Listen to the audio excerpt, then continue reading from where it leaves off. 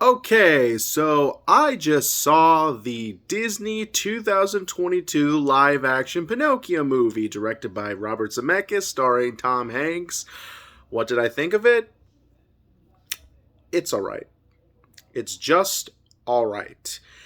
I mean, if you were to tell me, if this was one of the worst Disney live action remakes, surprisingly, I feel like it's one of the most simple and basic ones. I do like the added additions. I do like that there's this kind of friendship between Pinocchio and another puppet, but of course then also a person. I do like some of the added friends, and let me tell you, while Robert Zemeckis basically directed this movie and surprisingly wrote the screenplay, I really did like the visual of this movie. I mean, obviously, it's not going to match the classic 2D animated film, but to be fair, it was spectacularly beautiful. It was a beautifully directed movie, and I do think that the acting was pretty decent. I mean, no one really stood out as terrible to me. Not even Pinocchio, though I did felt a little bit off with him when he was trying to. They kind of reversed the ending where instead of Pinocchio being knocked out, it's Geppetto that's knocked out. I feel like Tom Hanks could have brought a lot more with his performance if it was supposed to be what it was supposed to be.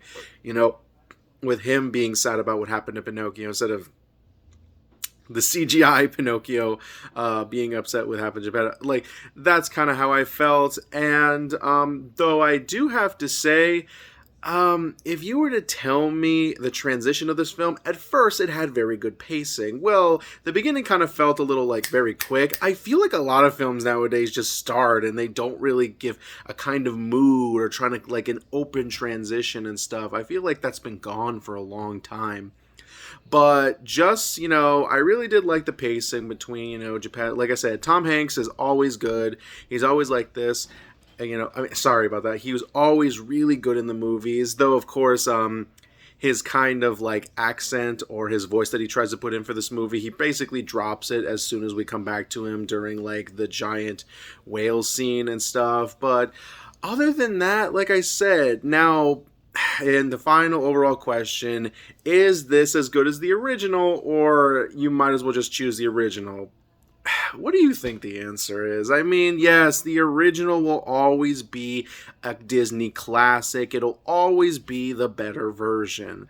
But surprisingly, this one wasn't bad. I didn't hate it. I don't think it's garbage. I really don't think there's a whole lot of bad, but can I fully recommend it? I mean, if you're looking for another thing to watch from Disney that you haven't already seen already from the Groot shorts, that new Simpsons short, or anything kind of unique, I mean, if you have a Disney Plus account, I mean, it's worth watching. I mean, it's worth watching just to see another adaptation, an adaptation that honestly is close to being good, but I am a little bit concerned. When I saw the credits, I'm just like, oh my gosh, Robert Zemeckis wrote this too? I'm just like, oh man. I mean, I still like Robert Zemeckis as a director. He still creates visually beautiful and visually well-directed movies. It's just that he's somehow not getting a lot of good movies. I mean, with The Witches and the biopic film with Steve Carell, I forgot the name, but like I said, in my opinion, this is an okay flick. It's not worth hating on. It's not even worth that much attention, to be fair, and not even worth, being, oh, this is insulting to the original. It is not worth it at all.